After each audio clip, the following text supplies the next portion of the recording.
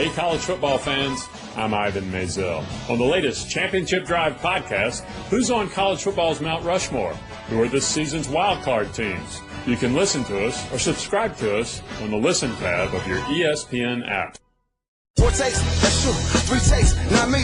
2 takes if you lucky. 1 take, got me.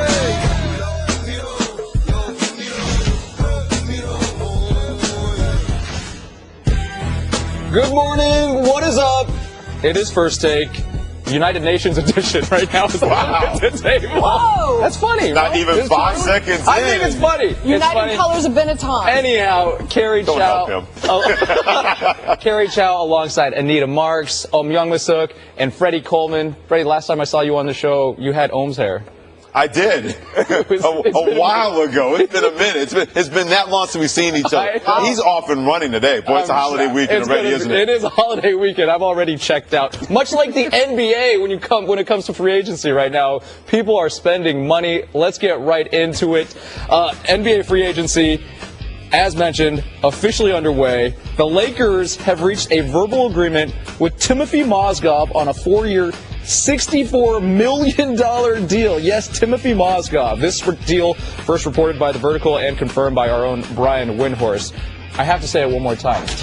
Timothy Mozgov. Mm-hmm. That type of money with the Lakers. What does this say about the Lakers, Freddie? Well, they're desperate for anybody because they knew that quality free agents were not even thinking of even going to the Los Angeles Lakers. And I used this earlier this week when I was on First Take. The Lakers and the Knicks are the team. Well, why not us?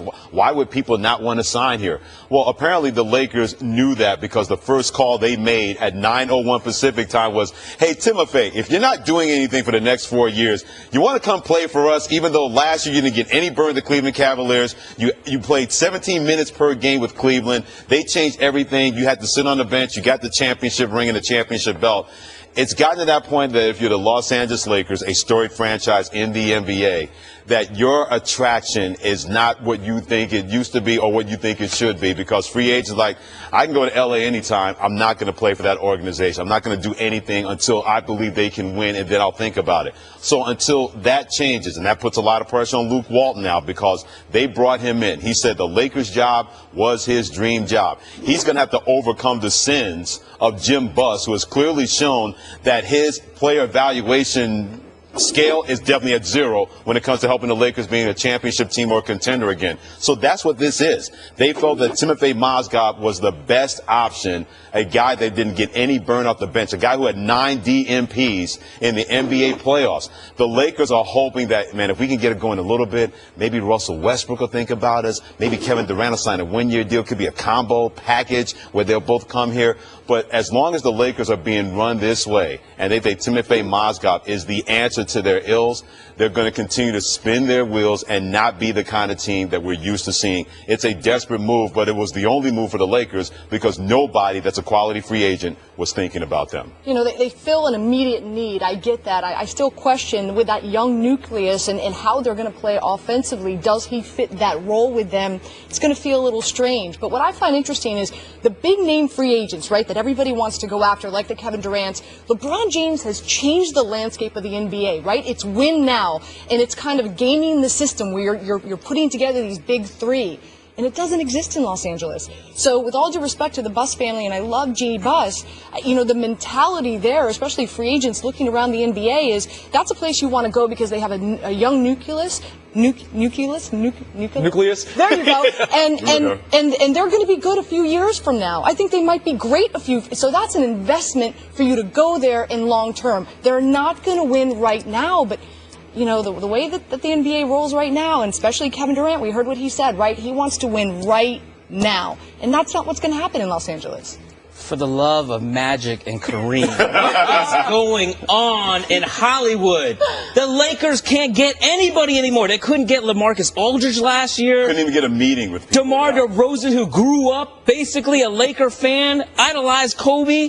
And DeMar DeRozan comes out and says, well, you know what? I looked at the Lakers, and I said it to the Toronto Star, I believe, Bruce Arthur, and said, you know what? Unless I'm going to win 7 championships, how do I overcome the legacy of the guy who was there for the last 20 years? So now it's like star players are looking at the Lakers like that, like, we can't live up to the standards of the Lakers, so we're just not going to go there. And at 12:01 a.m., you call Timothy Mozgov?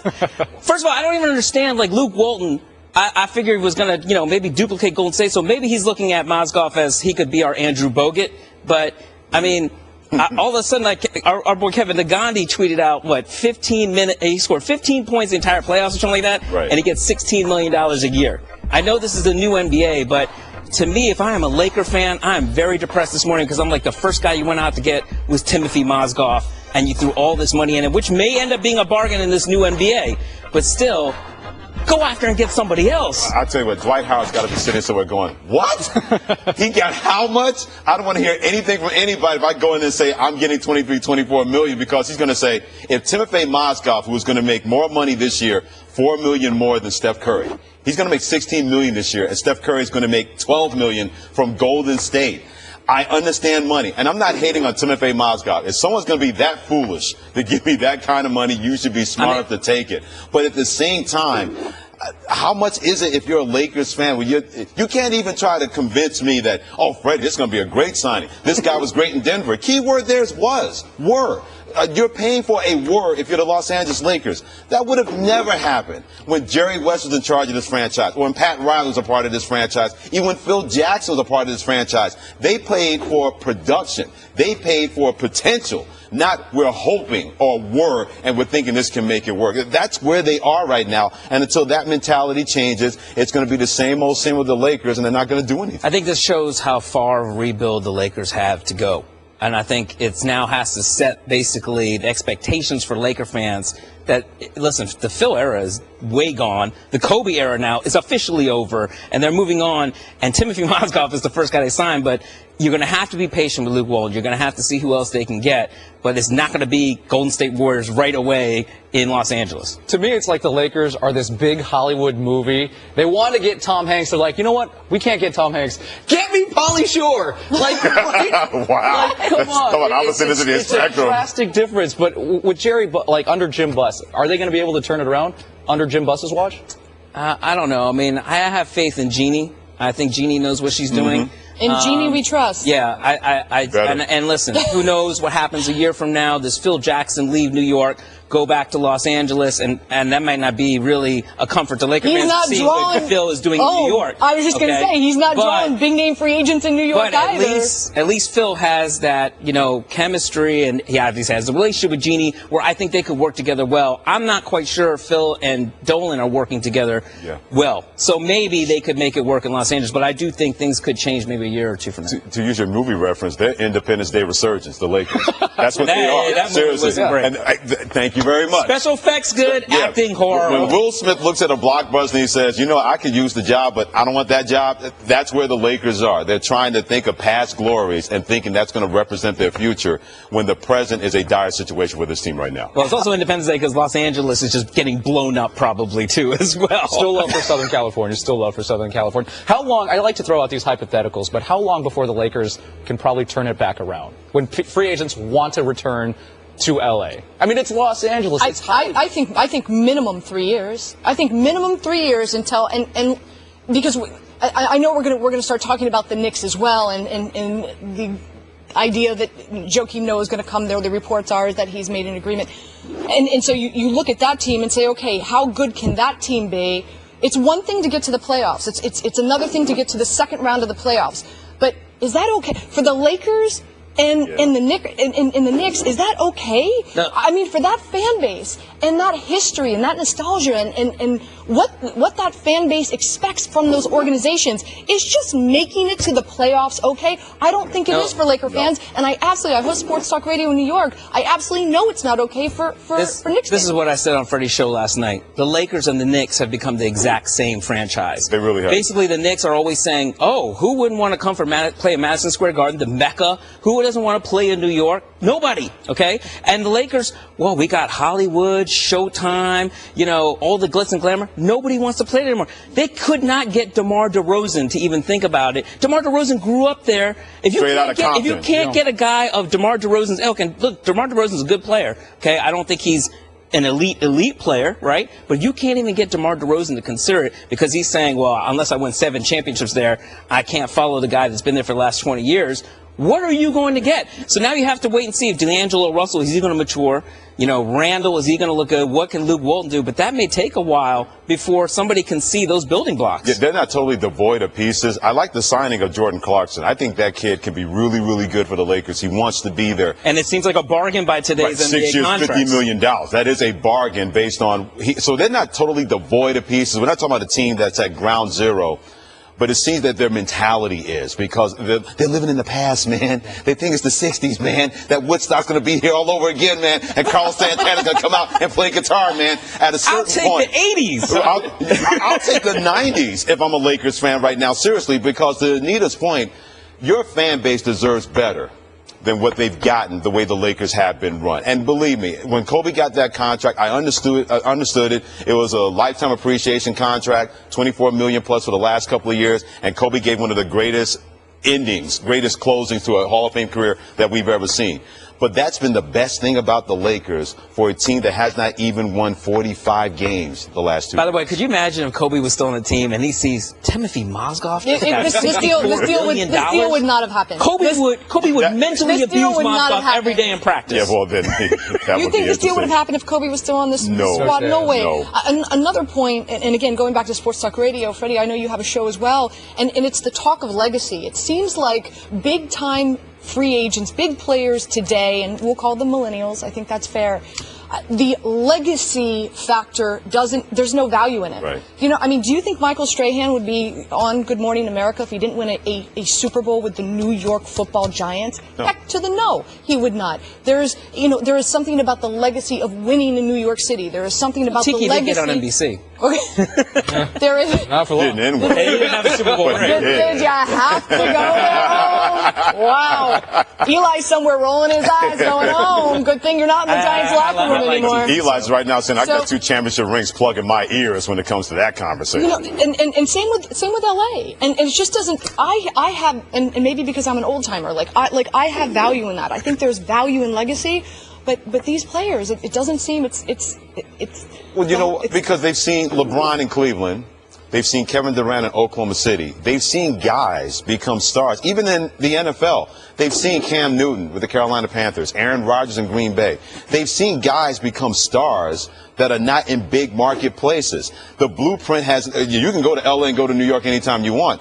That doesn't mean that your star has to rise or shine based on playing in those cities. And until that stops in Los Angeles, where you have to make it an attractive place where a free agent can look at the Lakers and say, yeah, I want to be a part of that. I want to be the start of something like that. They look at the Lakers and they go, good luck with that. I'll go to the Clippers before I go to the Lakers. In today's social media, you can become a star from anywhere on the planet, basically. You can get endorsement deals from anywhere on the planet. And to me, I think the one commonality between the Lakers and Knicks is you got to look at ownership now and see it starts from the top. And if you are consistent, you have continuity, you have a plan, you have a good general manager in place. And Mitch Kupchak is a good general manager. Yes, he is. He's a good general manager. But you got to wonder what's going on above him. And basically, are they going about things the right way? Well, that's a perfect transition. Let's talk about the Lakers East. New York Knicks. According to our own Chris Broussard, the Knicks are close to an agreement on a 4-year, $72 million deal for Joakim Noah. That's $18 million a year for a guy who averaged 4.3 points in 29 games last season. Granted, he was injured, but still, 4.3 points is 4.3 points. What does this deal say about the Knicks, Anita? Well, I think this is a big gamble for the Knicks to take, and this is an analogy that I used last night, and that is, it's kind of like there's this beautiful, awesome chick you want to date, and her name is Kevin Durant, and she's not even giving you a cup of coffee in the Hamptons. Meanwhile, she's dating these 5 other guys in the Hamptons. She's not even giving you a cup of coffee, but you know what? You end up dating her friend who's not as attractive, but you know what? Just might fit the bill for you. That's, to me, that's I'm glad a woman said that and not a man. I really am. Is that not the perfect analogy I'm not in saying regard it's to not what's going on with the maybe Knicks? it's like the Bachelor or the Bachelorette, right? But the Knicks can't even get on the show. Okay. Is that basically it? Okay. Well, we can roll with that analogy, whatever you want to use. But this is a big time gamble because it's not just Noah; it's Derrick Rose as well. Can these two dudes stay healthy? If they can, man, I think it's going to be a fun year for Knicks fans. Yeah, you've got Melo, you've got Porzingis, Noah, Derrick Rose. Apparently they're going to go after another guard as well. Again, I'll go back. How competitive can they be? They're in the East. We know that. Can they get past the Cavs and LeBron James? No, I don't think they can. But are Knicks fans going to be content with them being relevant again? Are Knicks fans going to be content with them being competitive in the East? Now, I'm going to share a quote with you. Jeff Hornacek, new head coach of the Knicks. This is what he had to say. I don't think New York, Los Angeles, their markets, that you're going through a rebuilding process. You have the ability to spend money. You have attractive cities to go to. I think they're always on the win now thought process. And that's from the New York Daily News. And, you know, it's been a change of philosophy. They go out, they get Porzingis for many months. We were talking about possibly Carmelo Anthony waiving his no-trade clause, possibly going to the Clippers, going somewhere else, the Knicks gaining draft picks, getting younger, and planning for the future, kind of like we've been talking about the Lakers. But all of a sudden, with this move, bringing in Derrick Rose, bringing in Noah, this is a win-now mentality. I wonder if Melo and Phil Jackson sat down and said, listen, I'm in my 30s. I've got one bum knee. I don't know how long it's going to hold up.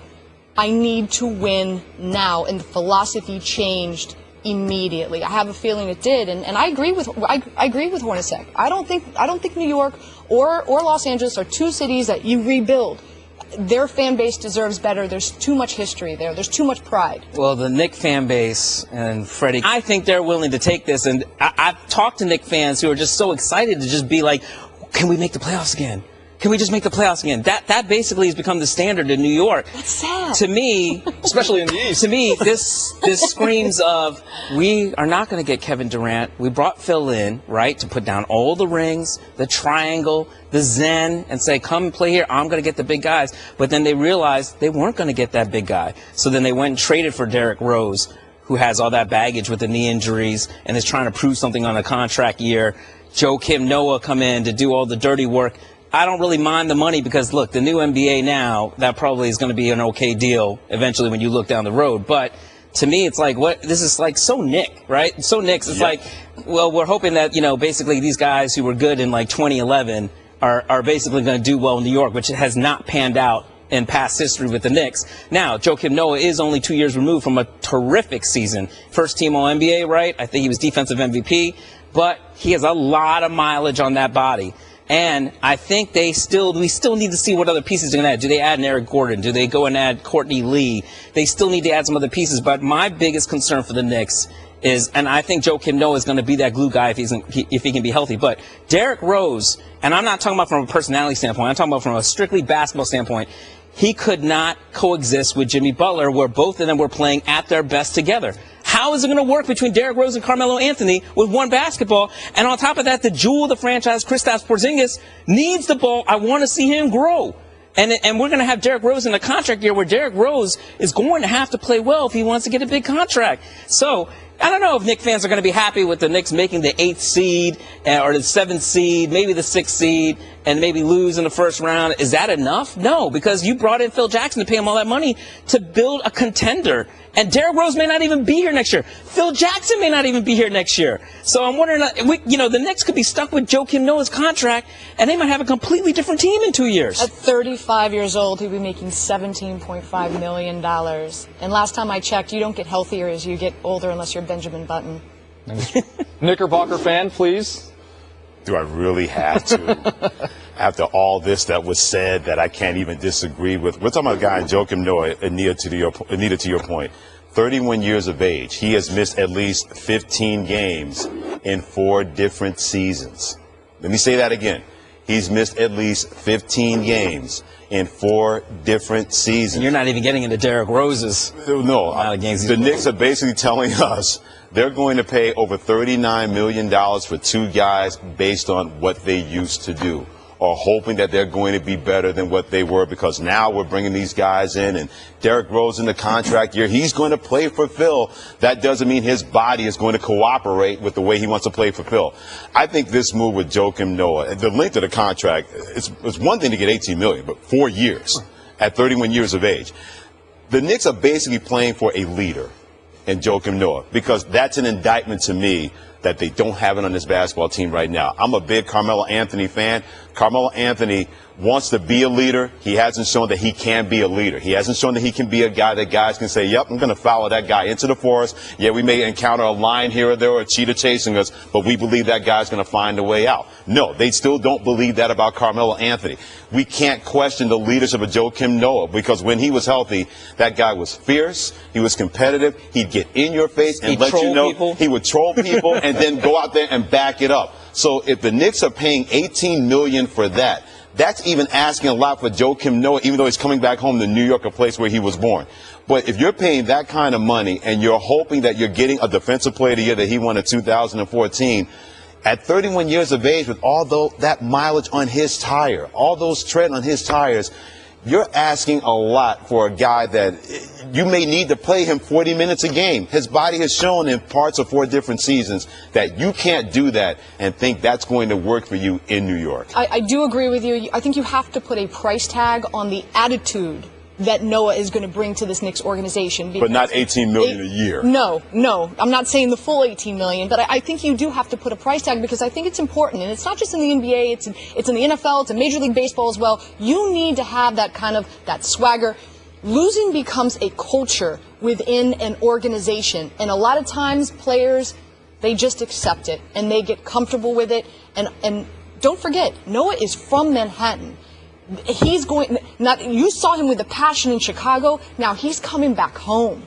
He's at the Garden. So if there's any positive spin on this, I think for Knicks fans is that you have to be excited about the attitude and the identity. I think the identity and the swag of the Knicks is going to change with Noah on the court. I do believe it. And I think you have to put a value. That's worth something. That's worth something, but not $18 million for a declining player at 31 years of age who you bring in a guy for $18 million. I want a guy that's going to be a monster. Well, Freddie, you're talking under the old NBA free agency standards. And here's the problem with that. The Knicks are still under the old NBA free agency standard by giving this guy $18 million, thinking with his swag, his attitude, his passion, his leadership.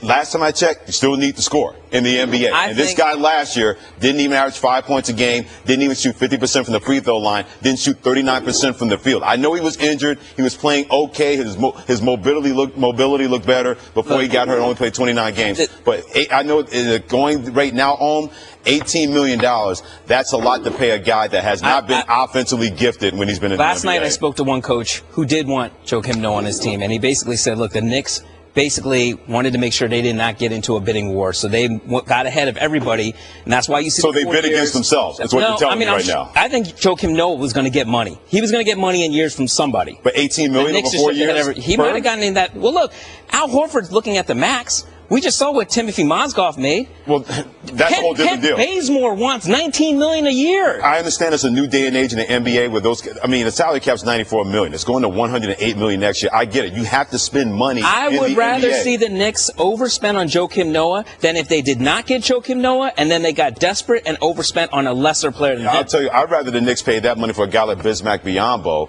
who I know will contribute immediately to that basketball team, and there are less injury concerns than with a Joakim Noah. I'd rather see them. If you're going to spend money and your floor is $85 million, give me a guy that I don't have to question his production that can help you defensively and also run the floor. I'd rather do that than a Joakim Noah. I would take over Biyombo because I've seen the Knicks have taken so many chances on guys like Jerome James. You know what I mean? And I just would not want that type of bust. At least Noah could be bust because of his health, for sure. But at least we know Noah's track record. With Biyombo, we don't know what happens once he gets paid. One thing that we haven't touched on, gentlemen, and we've been on what time is it? We've been talking about this for quite a while now, is the triangle offense. I think this is going to be unique because, if anything, Noah is the type of center that can thrive in that triangle, and I know it's going to be a little bit of a hybrid triangle that Hornacek's going to run.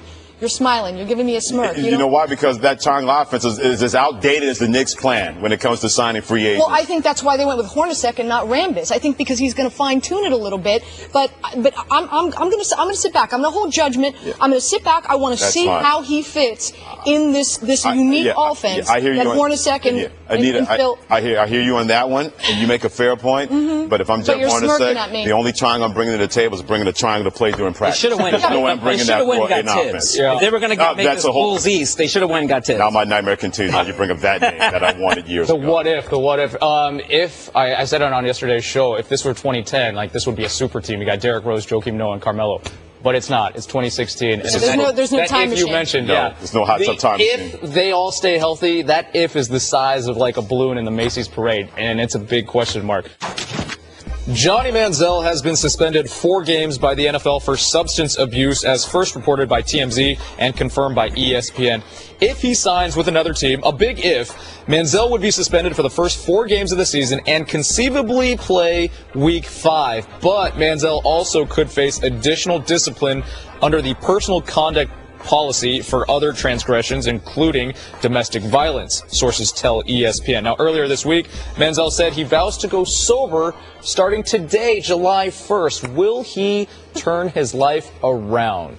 And the suspension, to me, is like an afterthought right now. I mean, for Johnny Manziel, you really have to be worried about his life. And I was on First Take, I think it was last fall, probably with you, Freddie, I think, and we had that video of Johnny, it seemed like an innocent video of him walking around his house. He had some sort of bottle in his hand, and he was with his friends, and I said, this is an issue for me. This is a major problem, because when you took everything that he had done up to that point, and it was a cumulative effect, like when they handed him the starting job, and then that bye week he's out in the club, and the DJ booth with the bottles, he has a problem. And people were attacking me on First Take, Johnny Manziel supporters, saying, lay off the guy. He was just shooting video in his house having fun. This was much bigger than that. This was a problem, an epidemic for him. He's got a serious issue. Addiction is a problem, and I get it. It's an illness. But for me, with Johnny Manziel, I'm really afraid of seeing the next headline with him. Johnny Manziel is, in the hospital, something bad happened to him, or worse. It's almost gotten to the point where you never want to see anybody go to jail or anything like that, but he needs structure in his life. He needs somebody to really come in and save him, because you hear all these agents that really tried, family members, what his dad said. Charles Barkley, yesterday, earlier this week, said he spoke to him when he ran into him at the club and really had a heartfelt conversation with him, saying, listen, you're going down a wrong, dark path here, and I saw what happened to my brother, and you can't mess around with drugs and alcohol. And Johnny still went out and just did Johnny. And for Johnny to just be like, okay, I'm going to go cold turkey on July 1st. First of all, what he's dealing with is so much bigger than that. You can't do it on your own. You need to check yourself into rehab. You need help from people. All his friends are trying to help him, and he's not letting them help him. And that's why I'm worried that the next big thing we're going to talk about Johnny Manziel is like something really, really bad. Do you really think his friends are trying to help him? I think his friends are enablers in regards to... I do think most of them are enablers. I think most of them is, but I think it has gotten to the point where his friends... I think it's gotten to the point where his friends, a lot of his friends, are really concerned about it, and I do think they are trying to do something as much as they can. I'm sure there is a fraction of friends who are trying to help him out, and I totally agree with you, Ohm. He needs to get his butt in rehab. He absolutely does. This thing, I'm going to stop on July 1st, that's like me saying, okay, well, I'm going to start my diet today. Yeah, chances. Well, it's 4th of July weekend. Who are you kidding? No way. So, and he does need structure. He needs somebody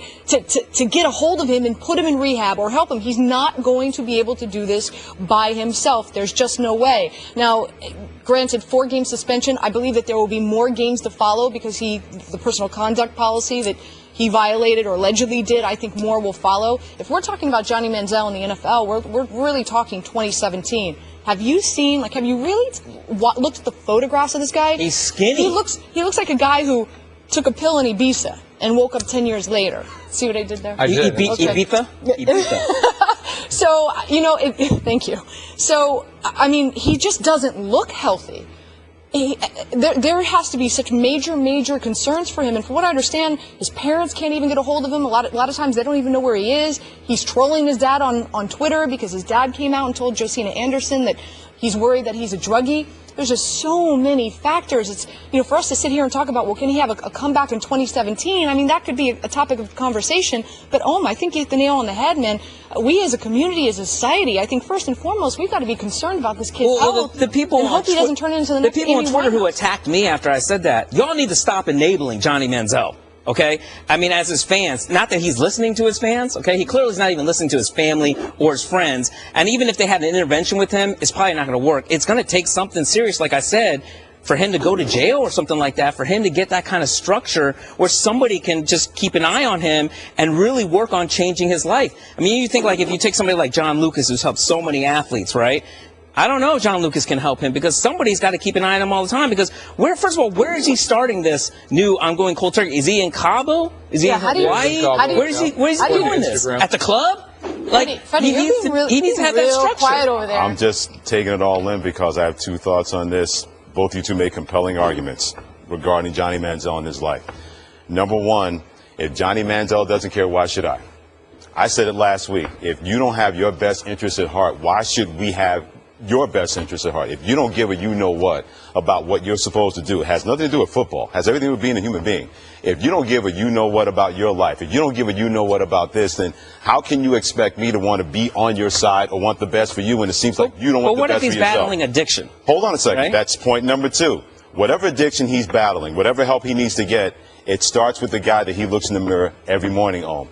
We can't help, or people can't help Johnny Manziel until he decides to do that for himself. And if he's not going to decide to do that, it doesn't matter what Charles Barkley had to say. Doesn't matter what his dad had to say. Doesn't matter what his enablers, his fans, his supporters have to say. The only one that can start that process is going to be Johnny Manziel. And how much have we heard this before with this guy in the last year or so? Well, I'm going to start over. Well, I'm going to start over. Well, I'm going to start over. At that point, it's Groundhog Day, like the movie with Bill Murray, where it seems like every day with him, it's 5:59. We're all in Punxsutawney, Pennsylvania, and Sonny and Cher's playing on the radio. At a certain point, you have to wake up from that and take control of what you're supposed to be doing. So, Alman and Anita, you guys make compelling points about Johnny Manziel. Let's get to the crux of it in two ways. Number one, if he doesn't give a you-know-what, then why should I? Because this is not my life. I'm not screwing up my life, and I'm not going to allow somebody to do that to me if I can't handle it. Number two, if he can't take control of himself,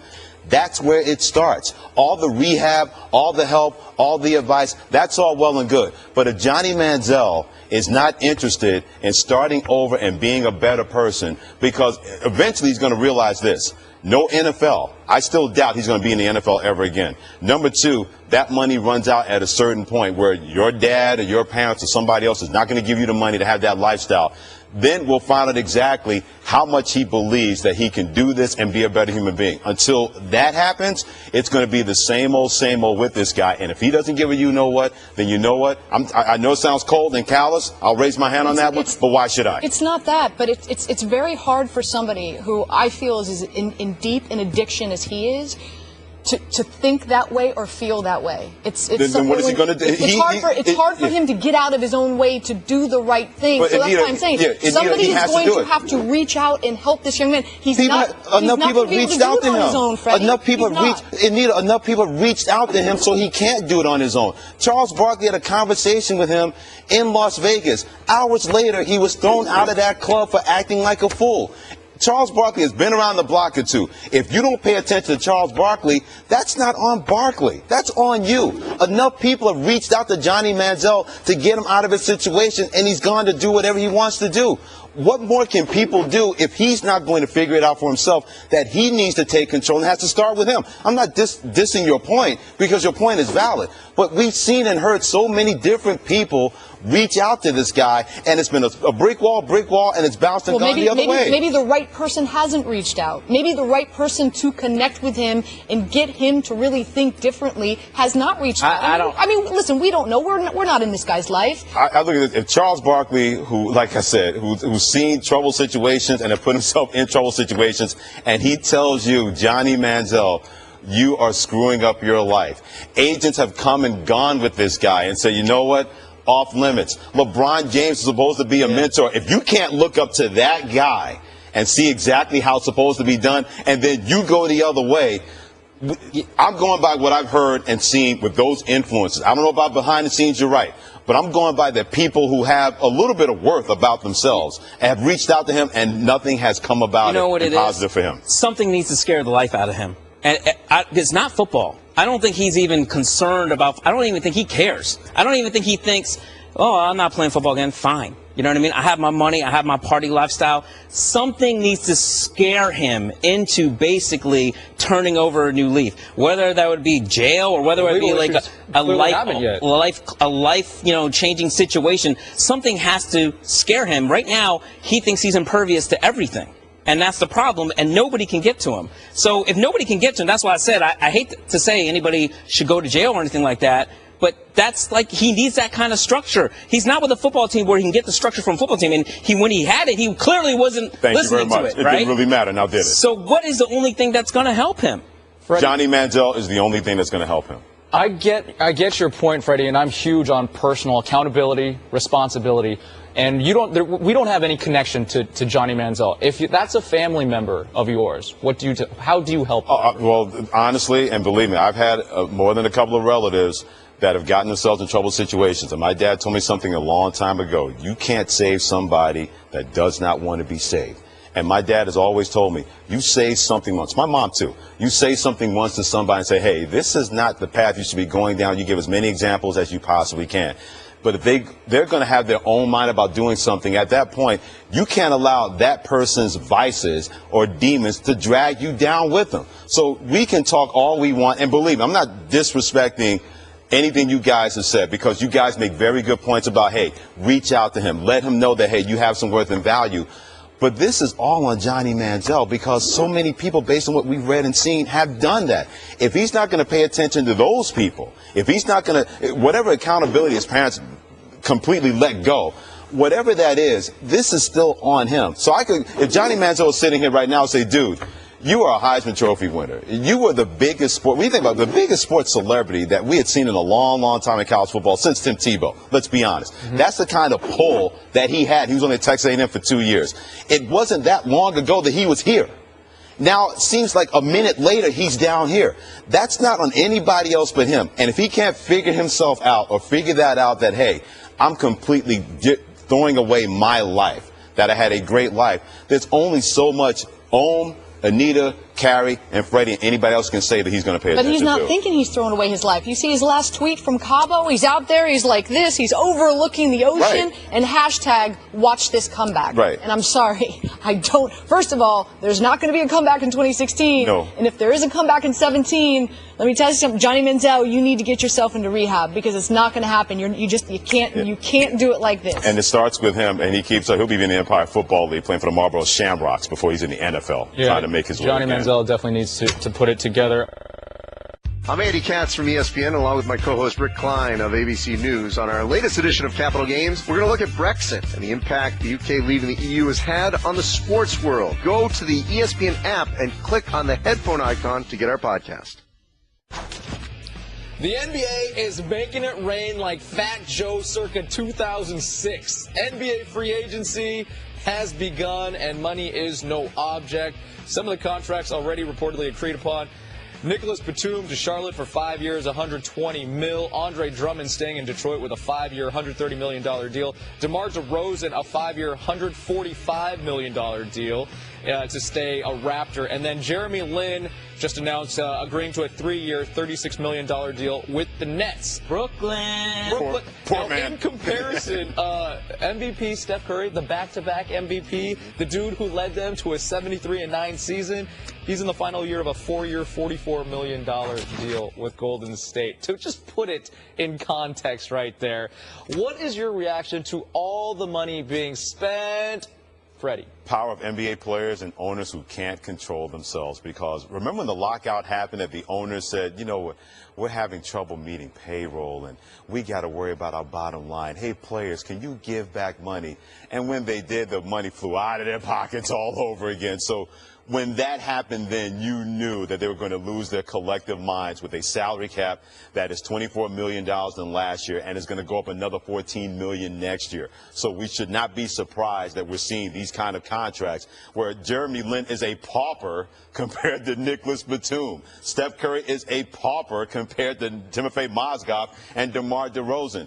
But when you have that seduction of a championship and you believe in the guy that you believe can help you, and believe, I like the fact that DeMar DeRozan DeRozan wanted to stay in Toronto. He likes playing with Kyle Lowry. He understands exactly how close they are. He believes they're closer to taking on the Cleveland Cavaliers. Why go somewhere and start over and get more money where you can stay in that place and get the kind of contract that you want? So I'm not surprised by any of this when every team has to spend $85 million. That's the floor when it comes to the salary cap. That money has to go somewhere, which is going to lead to these kind of deals with Nicholas Batum. Chandler Parsons is going to getting a max deal from the Portland Trail Blazers. All this is doing is leaving LeBron James and all the big guys going, yeah, they're getting that kind of money. Next year, I don't want to hear it when I go for my kind of money. So I'm not surprised by this because players have that power more than ever before. The owners know it, and the players know that the owners know it, and the owners can't wait to throw this money at the players, knowing that much more money will be coming in because of the new TV contracts with ESPN, ABC, TNT, and the properties in the NBA. Freddie, what's one of my favorite movies of all time? New Jack City. New Jack City. This is the new Jack NBA. You two know each other quite well. New Jack NBA. Aren't you feeling a little out of the circle? No, but to his point, Nino Brown, business, B, never personal. Everybody is Nino Brown today, okay? Apparently, Adam Silver is no longer the commissioner of the NBA. It's Oprah. And everybody, you get 18 million, you get 18 million, you get 18 million, okay? This is the new NBA. You've got a key to a car underneath you. Yeah, we used to complain about John Koncak's contract or Jerome Jim McElvain's contract. Jim McElvain, Eddie Curry. Timothy Mozgov is the new John Koncak, basically, okay? This is the way the NBA is. It's like, you know, let me do my true money. Money. You For New Jack City. So, you were just complaining about Joakim Noah, but I think this is the way the NBA is now. I'm kind of, I don't know. It's weird. I'm really entertained by all these contracts. I spoke to one head coach on the West Coast last night at about 2:30 in the morning, and he likened it to like almost like the .com boom. That basically this is like the new .com boom for the NBA. You can't blame the way the way that the market is now, that these guys are taking advantage of it, and that's why people were saying Joakim Noah was going to get that money from somebody. So the Knicks, these fans are all upset, but you got to look at it like remember last summer, Knicks fans were like, oh my God, Robin Lopez got that much money. Well, you know what? It's a bargain now. It's a bargain now. And so you look at like Jeremy Lin's contract, was it 3 for $36 million with the Nets? Correct. That's a good deal for the Nets. It's a great deal. They get somebody who now makes them a little relevant, right? And they might not be a competitor for a long time, but they get somebody that they can look at. He's going to be a box office draw. First of all, nobody even cared about the Nets for last year, even this summer. Now at least you have a certain segment of the population that's like, oh, Linsanity's back in New York. The Asian population. Yeah. But Nicholas Batum, he's going to get an insane amount of money. Bradley Beal getting like $130 million. DeMar DeRozan, 140-something. Mike Conley's looking at like $150 million probably if he stays with Memphis. These are insane numbers. And you look at LeBron James, he might make, I think, like $240 million eventually once he signs a long-term deal after he does these little one-year deals.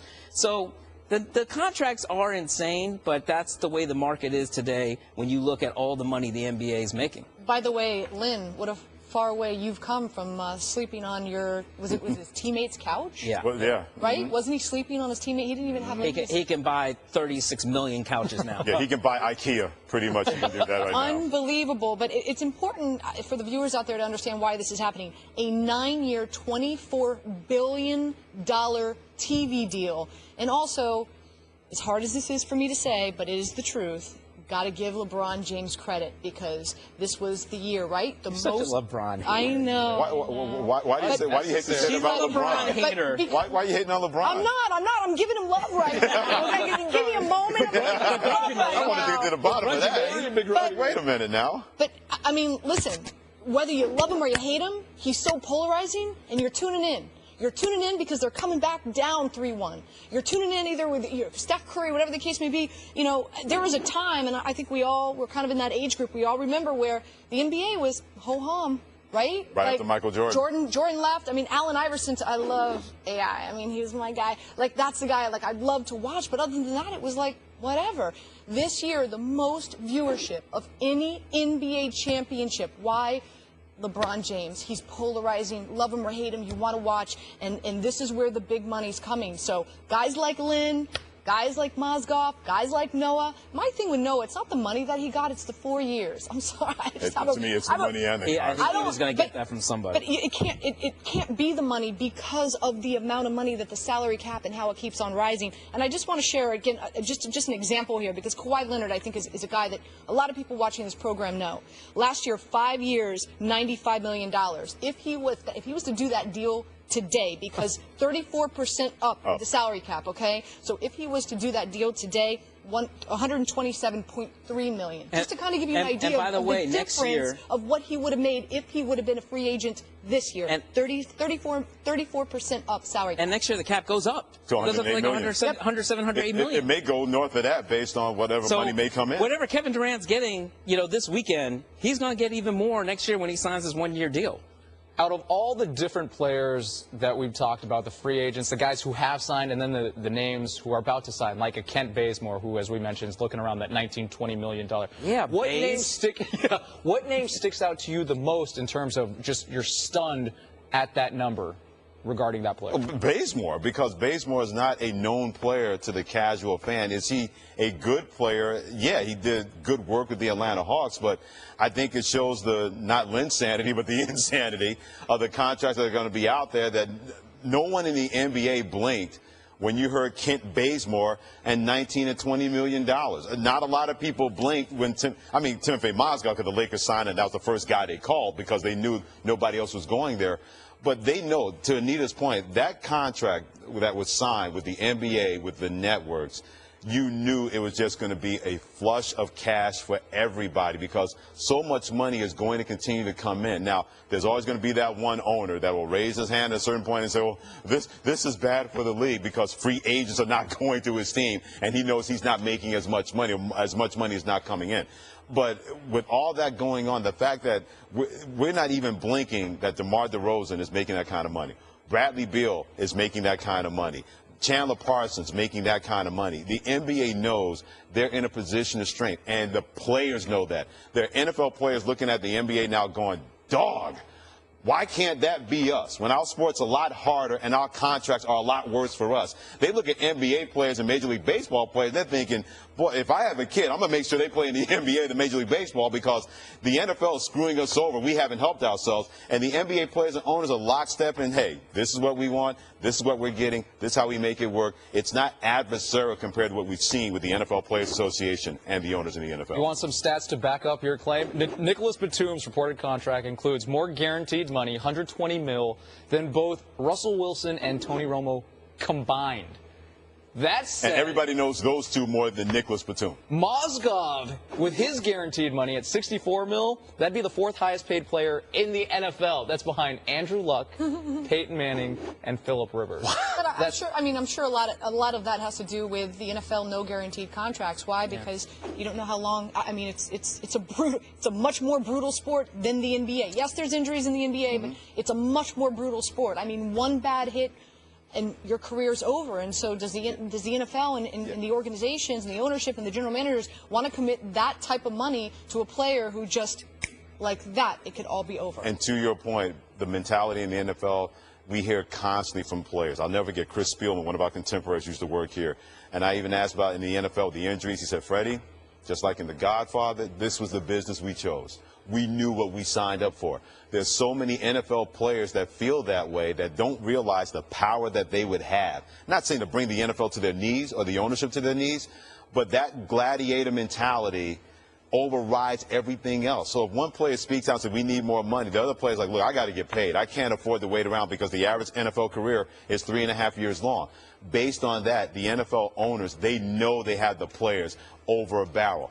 The NBA owners can't exercise that kind of will over NBA players, because they'll laugh at them and say, well, you're still going to pay us anyway because you guys tried that and it went out the window when you got more money coming into the NBA. By the way, when we talked about Timothy Mozgov, and I mentioned the John Concac number, the contract that widely is regarded as one of the worst contracts of all time, when he signed it, people don't realize he made more than Michael Jordan, Magic, and Larry Bird that season, which is insane. Now you're looking at Timothy Mozgov and his contract, and you compare it to like Steph Curry or somebody like that. It's insane too.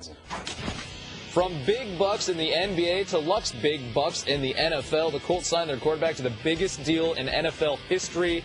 It's worth $140 million over 6 years, including $87 million guaranteed. That's $22 million more than the previous high of $65 million guaranteed for both Eli Manning and Phillip Rivers. The question, though, is, was money left on the table? What will this deal mean for future quarterback deals, Anita? It absolutely was left on the table. Talking to a number of agents, they were expecting this Luck deal to come in a little around $25 million, maybe a little bit more, and it sits right now at 23.3. And again, just to give you some percentages, I feel like I'm an analytics queen over here. Your metrics today. I know. But Money matters with Anita Marks. Great show. Hey, I know. You should tune in. I'm not saying, I'm just saying. So the cap has gone up 26.2%, but QB salaries have only gone up 5.9%, just to kind of give you an idea. And what happens when a quarterback or a certain position player signs a new deal who's that lucrative? Well, then you've got other quarterbacks. For example, and the next one that we got to talk about is Kirk Cousins, right? He's the next one up. He signed, of course, his franchise tag. He's going to be making $19.95 million this year. I don't believe the Washington Redskins and Kirk Cousins are going to come to a long-term agreement this year. And you know what? I kind of like it. He's taken a page out of the Joe. Like that. I like that. How about that, Kirk Cousins? I like that. He's taken a page out of the Joe Flacco playbook. And because that's what Joe did, right? He played on a tag, won a Super Bowl, came out, made the $20 million a year. Of course, that'll be more. So it'll be really interesting to see what happens this season for Kirk Cousins in Washington. How good does he play? He's in his third year under the Jay Gruden system. They go out, they draft Josh Doctson, who I actually think was the best wide receiver coming out of the draft. I can't. Really? Better than Sterling Shepard of Oklahoma? I do. Although I do like me some Shepard's Sterling. no It's going to be no joke playing opposite Odell. That's for sure. But I do believe that Doctson was the best wide receiver coming out. I'm shocked that he, I'll use the word shocked, that he fell to Washington. You've got Reed, who I think potentially could be the number 2 tight end behind Gronk. You know what you get with Deshaun Jackson, Pierre Garçon, a possession receiver. I think that Cousins has an opportunity to really turn some heads and make some noise this year. Look at your face. Did you go to Michigan State too? Are you Spartan too? Because you're on the Kirky bandwagon right now. There's room, Anita. There's just a lot. There's a lot of twinkle in his eye right now. now. There's a lot of motivation there for him. Obviously, Luck set a bar maybe not as high as most agents and players would like. But this is the next quarterback I think you got to keep an eye on and see how those dominoes fall for him. Of course, there's Drew Brees. Kirk Cousins is the next quarterback to keep an eye on? In regard to how this domino is going to fall, in regard to how quarterbacks are going to, contracts are going to be paid, I think he's going to be the most intriguing to watch as well. I love Kirk Cousins. I don't have nearly as high expectations for him as you do. And maybe that's because I'm from the Washington, D.C. area, and I know all about that team and that franchise and what they could do. I spoke to one NFL agent about Andrew Luck's contract, and he said it's not astronomical, actually, and that it just shows basically how the market is going up. The question becomes now for general managers, as he said, you have a dilemma. Do you give this huge amount of money to a handful of players and that's how you build your team, and then a bunch of minimum players, or do you go like the Patriot route where you basically spread the money evenly to a bunch of players? And obviously you keep seeing Tom Brady keep taking all these basically pay cuts, and I think that's kind of going to be a dilemma how NFL teams are going to build how they're going to build it. And you look at like someone like Kirk Cousins, he definitely, if he has another great season, he's going to cash in. And it doesn't matter basically how good he might be or if he can lead you to a Super Bowl. The way it is you're always going to build around quarterback. That's why with Andrew Luck, I think Andrew Luck is totally deserving of this contract, because Andrew Luck, to me, is he might not have been in the Super Bowl like Cam Newton. He might not have what Tom Brady has or Aaron Rodgers, but it doesn't mean that he's not one of the top 5 quarterbacks, if not top 3, when you look at the next 5 to 7 to 8 years down the road. I think Andrew Luck absolutely could be the best quarterback in the NFL in maybe 2 seasons. He's a top 10 quarterback. I wouldn't put him in top 5, and I based that on what I saw last year. I know he was injured, but I thought he put too much pressure on himself. He was loose with the football. I think he put so much on his shoulders that it really affected him, not just physically, but also mentally.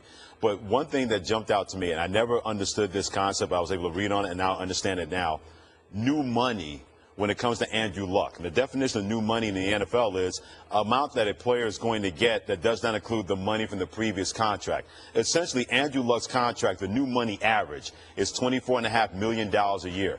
that's not only going to affect a guy like Kirk Cousins. Matthew Stafford, his contract comes up in 2017. Matthew Stafford, after the slow start last year, we saw how he played. I know you want to have Calvin Johnson, but let's say Matthew Stafford goes out there without Megatron, and his numbers are similar to where they were when Megatron is there. He's going to command a lot of money. Here's another guy that a lot of people, you talk about Kirk Cousins. How about Derek Carr? He's going to be in the contract year in 2017. Now you got Cooper, you got Crabtree. They're building something special in Oakland. You saw his numbers jump up, what they were able to make that happen with the Oakland Raiders. Then you got Aaron Rodgers, where 2018, he could be in line for a new deal based on what Andrew Luck has been able to do. So it's not only going to affect up-and-comers like a Kirk Cousins. If Kirk Cousins goes out there and he balls out, you're right. Someone, if it's not going to be Washington, it's going to be them. If Jay Gruden's going to stay there, they're going to pay him that kind of money. But younger guys, Blake Bortles, look what he was able to do in his second year in Jacksonville with the Allen brothers on the outside and Hearns and Robinson. All of a sudden, we're going to see these guys, not just the big guys anymore, with Cam Newton or Aaron Rodgers. Tom Brady takes a pay cut because it's the Patriot way, and plus, his wife makes a lot of money, and he's going to make a lot of money in endorsements. So he can afford to do that. But other quarterbacks won't be able to. So Andrew Luck's contract, and basically what we see in the NBA, there's no question he deserves that contract. He's not overpaid at all. If anything, he undersold himself, but he's good with that. But keep an eye on guys, the Derek Carrs of the world, the Matthew Staffords of the world, where that contract could be that benchmark where they say to themselves, okay, new money. Drew Brees, he'll restructure his contract. He's going to make over $30 million this year. That can affect him because now he'll be able to sign a longer-term deal because he's definitely far away from the sunset when it comes to his NFL playing career. When you say new money, I keep thinking New Jack City, Nino Brown for some reason. Okay. I feel a quote. I feel a movie quote coming.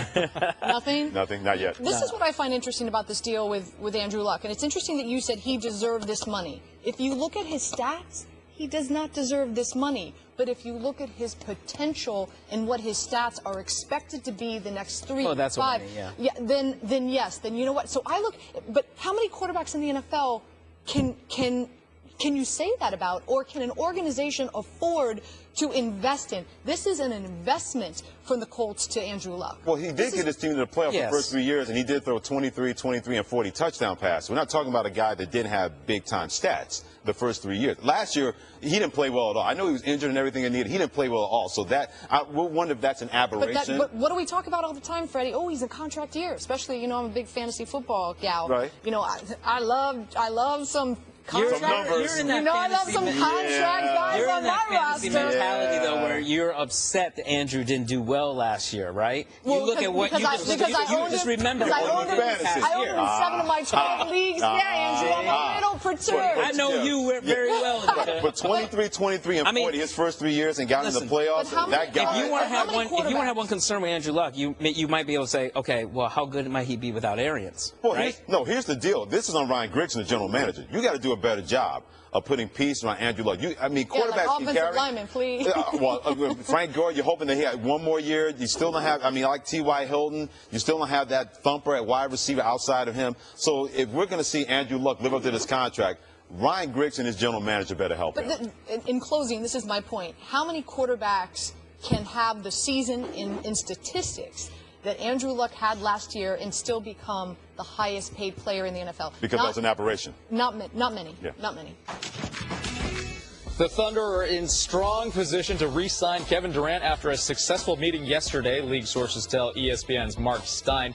Now, multiple sources, including friends and business associates of KD, previously told the Undefeated's Mark J. Spears that barring an unbelievable pitch from other interested teams, expect KD to return to Oklahoma City next season. So if KD does go back to the Thunder, will they be the favorites in the West? It wouldn't seem like they would be because there's that team that just won 73 games. But Freddie, you're saying they are? They would be the favorites right now. And I think they would be the favorites if they swing a deal. Al Horford, that's not just a yes, that's a hell yes if they are able to swing that deal. I look at this team because we know Golden State is going to have to come back down. There's no way they're going to win 70. They might not even win 65 games next year. You have a push like that, there's going to be a normal. You're going to come back to the pack when those things happen. Also, Oklahoma City knows this, and everybody knows it now.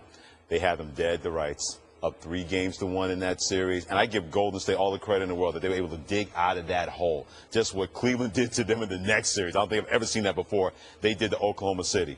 But I think Kevin Durant is going to be a man possessed because he wants to show people not only he can win a championship, but he can also do it in Oklahoma City and do it with Russell Westbrook. Everybody has banged on Russell Westbrook so much. Kevin Durant was always in his corner because he always had that belief that these two can make it work together. So whether it's a one-year deal or a multi-year deal that he's going to sign eventually Oklahoma City, I think next year I can see him signing a multi-year deal with that organization to stay there. But because of that motivation, I think they're going to be the most motivated team going into the NBA next season. Right now in the West, I think they are the favorites right now because of his decision. The draft, also what Sam Presti, the general manager, did. You give him a shooting guard who's not named Dion Waiters, a guy who can actually make shots, known as Victor Oladipo, and play defense. Now you help out your front line a little bit. And if you have to trade away somebody else to bring in Al Horford, you're adding him with Steven Adams on that front line with Kevin Durant. Based on that, and I believe Sam Presti has more than a couple of moves up his sleeve because I have that belief in him. I will put Oklahoma City right now as the favorites in the West, even though Golden State is not going to. You have him as a favorite with Al Horford or without? Even without Al Horford. Even without Al Horford. I think they'd be the favorites in the West, even without him. And what if they get Al Horford and say Golden State signs Pau Gasol? They're a better team than Golden State. I would take them over them.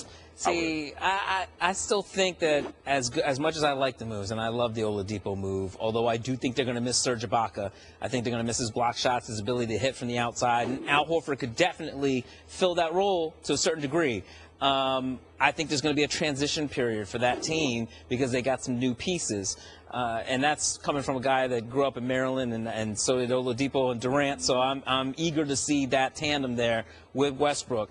But I think Golden State is motivated. I think if Golden State goes and gets Pau Gasol, I think he'd fit terrific in that offense. He might not be the defensive center that Bogut is, but I do think offensively he's better than him, and he can do some of the things that Draymond can do as far as passing. He can hit the outside shot. I think he'd be a great fit. I still have Golden State as the top team in the West. So I agree with you. I think Oladipo, I think that makes the Thunder a better team. I think if they do re-sign KD and they bring in Al Horford, I think it's a toss-up. I think it's a toss-up between them and Golden State. I have a question for you gentlemen, though.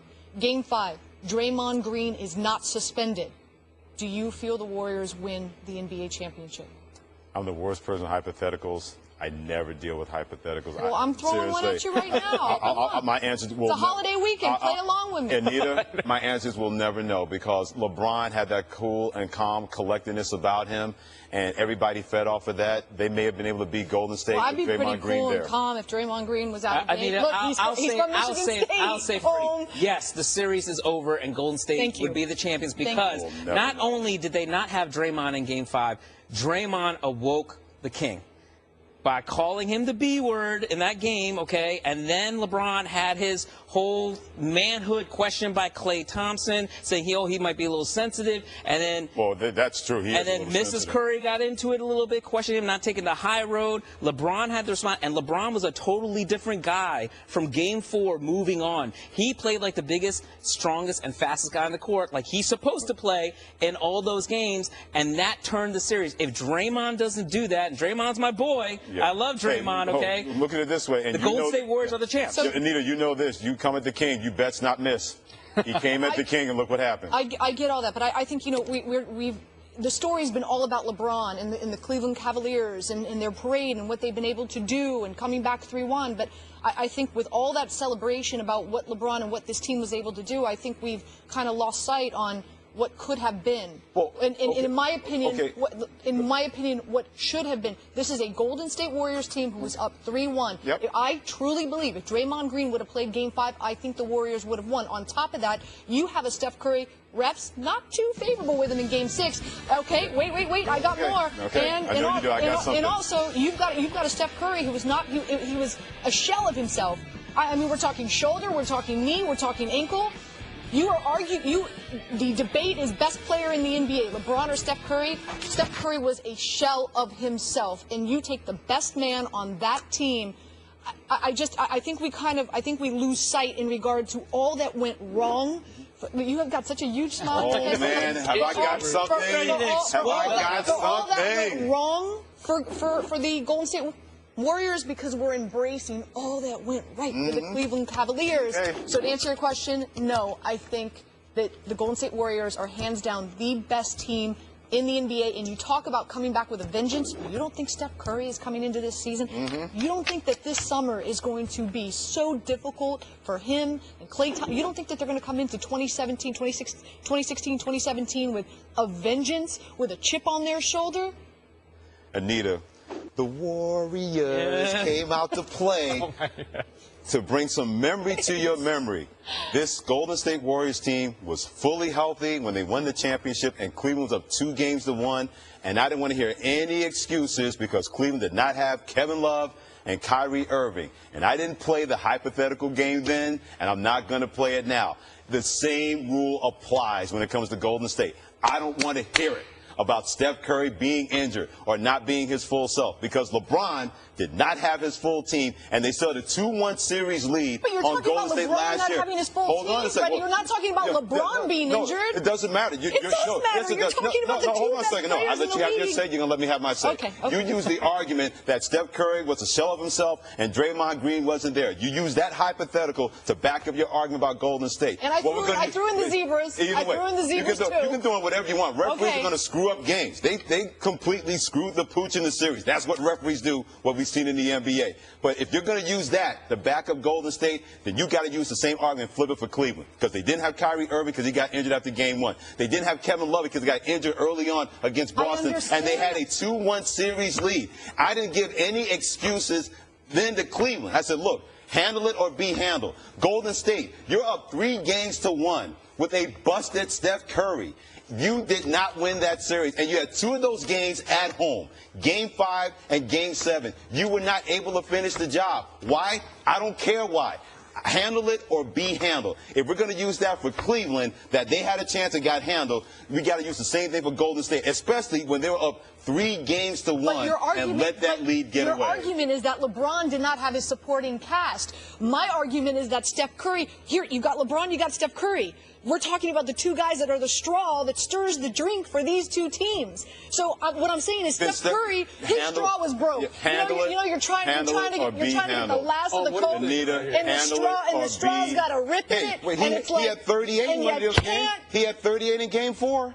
When he was busted, he had 38 in Game 4. He missed wide open shots that had nothing to do with his injury, especially down the stretch in Game 7 in the fourth quarter. Come on, man. He missed wide open shots. You're fighting quiet over there, both of you guys have the right point, because, look, I think Cleveland allowed Golden State last year, because of all the injuries, to learn what it was like to win a championship.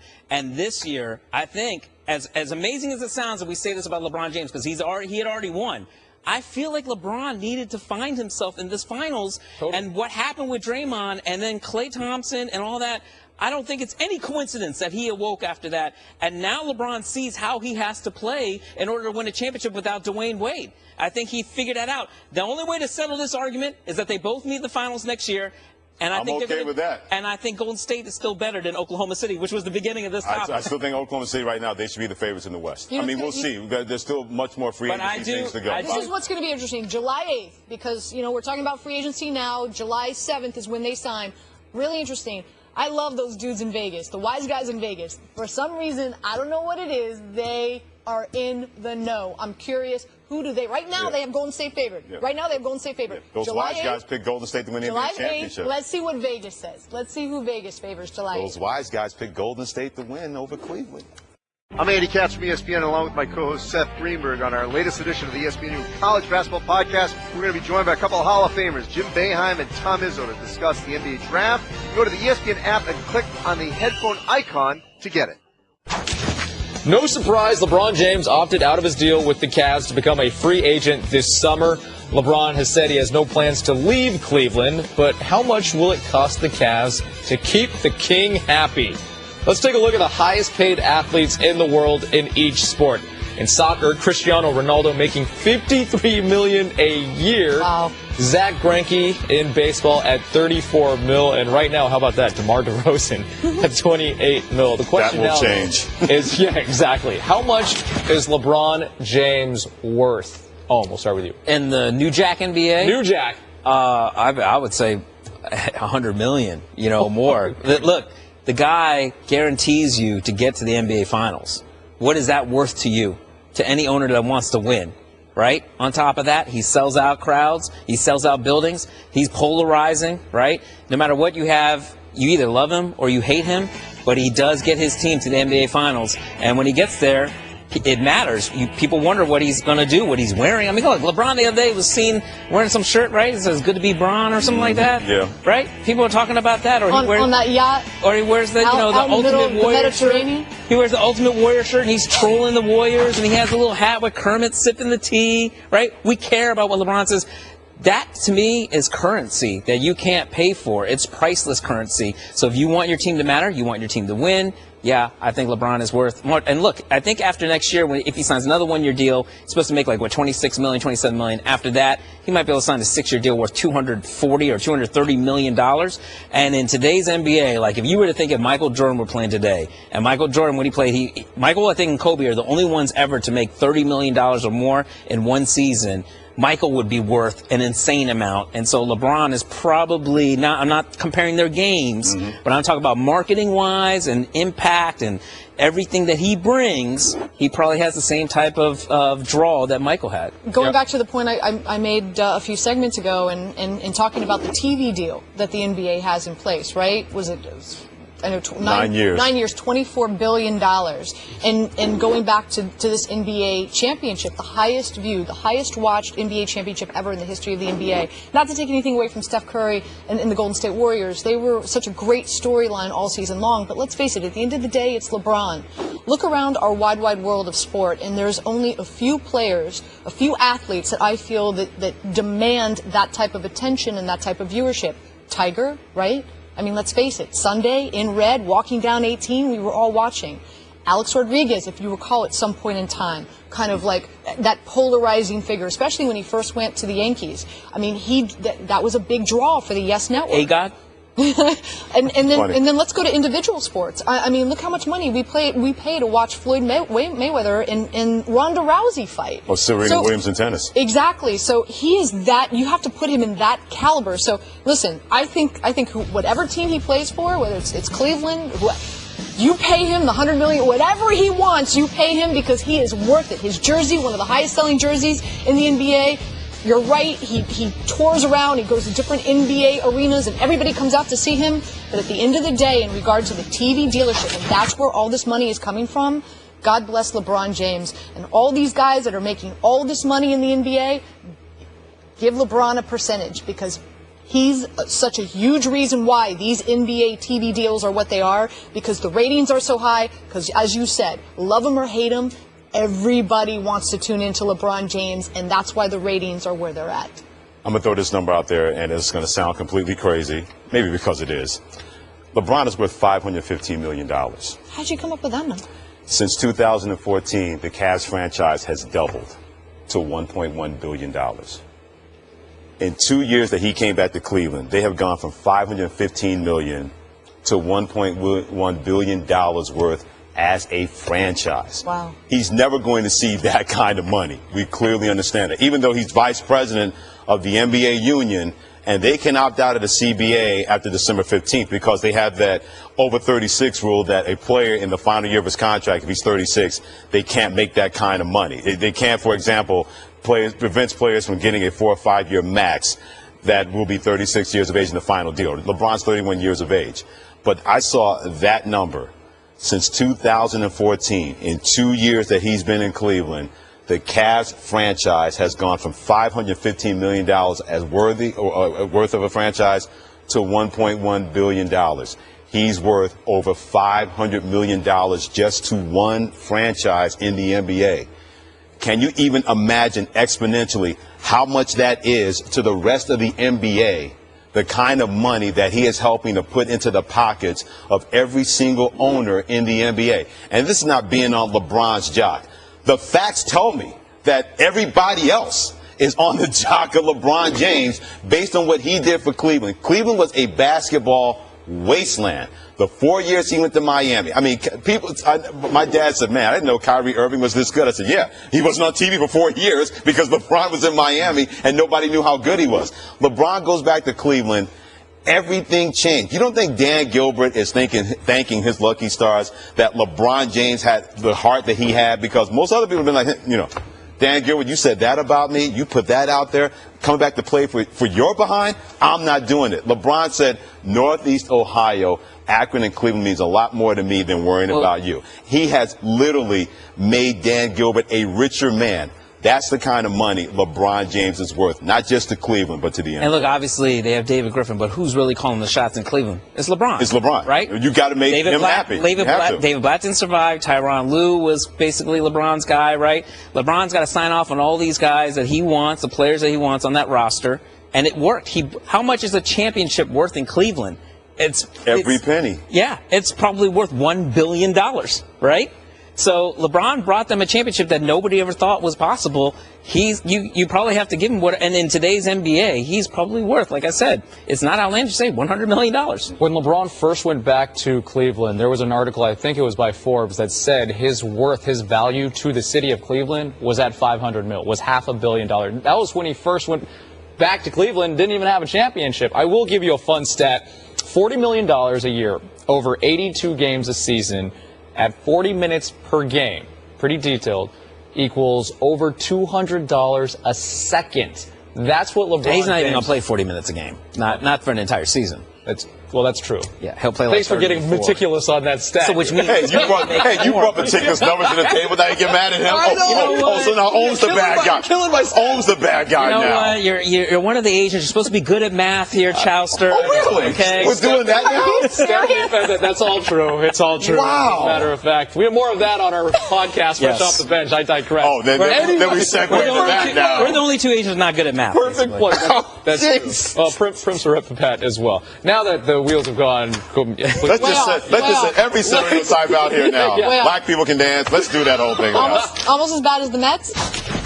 Who is the ultimate leader of men in the NFL? NFL.com put together their head coach power rankings for the 2016 season. No surprise at the top, Bill Belichick, followed by Pete Carroll, then Mike McCarthy, Mike Tomlin, and then Bruce Arians at number 5. But the question now is, who are your top 3 NFL head coaches, starting with you, Freddie? Oh, Bill Belichick, I don't think there's any doubt about that. He's going to retire that award at the rate the New England Patriots are going. And he's a Mount Rushmore coach, one of those 4 greatest coaches in the history of the National Football League. I got him at number 1. I love what Bruce Arians has done with the Arizona Cardinals. Think about this. What he was able to do with the Indianapolis Colts. Chuck Pagano has leukemia. He has to step in. They win a division title. He gets that team to playoffs. Parlays that with the Arizona Cardinals. They didn't have Carson Palmer the season before he got them to the playoffs. And I know everybody had the final memory of what happened last year in the NFC Championship game. But he can coach. He is a leader of men. I love his demeanor. He's a celebrity as far as I'm concerned. He's the best thing about the Arizona Cardinals. Plus he has the Kango hat. The Kango hats, you know that. Samuel Jackson and I salute to Bruce Arians when it comes to that. So I got him at number 2. And Pete Carroll at number 3 for Seattle, because it's one thing to be a terrific head coach, and I know he is, but he's a really terrific talent evaluator. Look at the guys he's been able to find that people missed on. Richard Sherman, for example. People thought he overdrafted Russell Wilson. They lose Marshawn Lynch. Rawls steps in. He's able to make a difference at running back. So they'll lose pieces, because when you're that terrific, people want to take what you have. But that train is not going to stop. Pete Carroll and John Schneider together have been terrific. But his evaluation, the way he coaches up people, I got Pete Carroll at number 3. I'm going to go with Belichick number 1. Can't doubt the hoodie, even if you want to say Spygate, Deflategate, all that stuff to take away from his legacy. But you cannot deny how much he's won, what he's done there, and also how he builds these teams. He basically has given a blueprint for so many people that they've tried to copy the Patriot way, and it doesn't always work everywhere, but he makes it work. Number 2, I'm going to go with Pete Carroll. I love the way he's able to basically relate to his players. He wins. And granted, he had that one moment where he tried to be like Wile E. Coyote and go the Acme route and try to win. And instead he should have just gave the ball to Marshawn Lynch and he would have had another Super Bowl. But I got Pete Carroll too. Now, 3 was a real struggle for me, because I love Mike McCarthy. And I know Mike McCarthy beat Mike Tomlin head-to-head in the Super Bowl, but I got Mike Tomlin, Omar Epps at number 3. I think Mike Tomlin, if he had a healthy Le'Veon Bell, another one of my Spartans, okay? And Antonio Brown in that playoff game. Yeah, I think the Pittsburgh Steelers would have won more games last year, and maybe even the year before, because Le'Veon has been injured. I'd like to see what he can do with healthy Le'Veon, and I know he's got Ben Roethlisberger, but I do like what Mike Tomlin's done. I put Mike Tomlin just above Mike McCarthy at 3. All right, a few things before we reveal my list, and that is when you look at the top coaches that was in that article, Bill Belichick, who's his quarterback? Tom Brady. Pete Carroll, who's his quarterback? Russell Wilson. McCarthy, who's his quarterback? Aaron Rodgers, right? And Tomlin, who's his quarterback? Big Ben. In this NFL, for you to have success as a head coach, you need to align yourself with a stud quarterback. So what I did before we reveal my list, because I know Twitter's about to blow up, okay? What I did is I went around the NFL and I put together a list of some coaches that I think are flying low under the radar, who I think are some of the top coaches in the NFL that don't necessarily have that stud quarterback. So now let's reveal the list. Let's not look at the photograph because well, we can't brush over your hair. Hair. Come on, apparently, figuratively, we cannot brush over her hair. Very Work it, girl. Work it. Flip it and move. Bring that back. Anyway. Man, Tawny Contain is upset. So I went with Bruce Arians. I love his personality. If there is a team in the NFL that really exudes their head coach's personality, it is the Arizona Cardinals. So I really love Bruce Arians. And another thing is, let's define what makes a great head coach, right? A great head coach, to me, a leader, an absolute leader, a leader of men that are going to follow. He's honest with his players trust him, they play hard for him, he gets the best out of them, and they manage. They have to manage because really at the end of the day, it's your offensive coordinator, it's your defensive coordinator that are really calling the plays and the X's and O's on the football field. Number 2, don't freak out, it's Hugh Jackson. Mark my words. He made Andy Dalton into a candidate for a potential MVP candidate for this last season. And I really think that I think the Cincinnati Bengals offense is going to take a really big hit with him not being there. And he got screwed in Oakland after 1 year. Big time. He's good. I covered the Ravens when he was the quarterback coach. He was a leader of those men as a quarterback coach. Then in Cincinnati, when you talk to guys in and around the NFL, they love Hugh Jackson. They want to play for him. They want a ball. They want to leave it all on the field for Hugh Jackson. And that is what makes a great head coach. And last but not least, got to give some love to Mike Zimmer. I think that, again, another great leader of men. What quarterback does he have? Teddy Bridgewater. I'm hoping bigger and better things for him this year. But this is a guy that makes, also with Zimmer, one thing you see is he makes players better, especially on the defensive side of the ball. So again, just throwing out 3 coaches that I feel are excellent coaches in the NFL that don't get as much love and don't get as much respect because unfortunately they don't have those top tier quarterbacks. You can make an argument for Carson Palmer and Bruce Arians. But Carson Palmer, he's going to be gone soon. It'll be interesting to see how much success Bruce Arians has in the NFL once Carson Palmer is gone. Twitter Popo is going to attack you. I'm ready. But listen, Hugh could be the only guy that could actually be bigger than LeBron James if he somehow manages to win with the Cleveland Browns. What? Man, now Twitter's going to be mad at you. Think about it. If he turns the Browns around with RG3. Believe me, before LeBron got there, that was a Browns city. It's still, in certain places, it's still a Browns city. They've been dying for this in Cleveland, for the Browns. If that happens, Cleveland would literally burn. Seriously. Literally, it would burn. That's too much. The Indians have won 13 in a row. They haven't lost since Cleveland won the NBA championship. Yeah, exactly. They barely handled Drew Carey. They can't handle all of this. Come on now. Who's getting paid next? NBA free agency is underway. DeMar DeRozan, 5 years, $145 million. Actually, that was just changed from $139. You got Bradley Beal, 5 years, $128. Andre Drummond, 5 years, $128. This is ridiculous. Nicholas Batum, 5 years, $120. Hassan Whiteside, 4 years, $98 million. Timothy Mozgov, 4 years, $64 million. Jeremy Lin, a bargain at 3 years, $36 million. We've got DJ Augustine, 4 years, $29 million with Orlando. I mean, what's your reaction to free agency at this point? To sum up the day, Anita.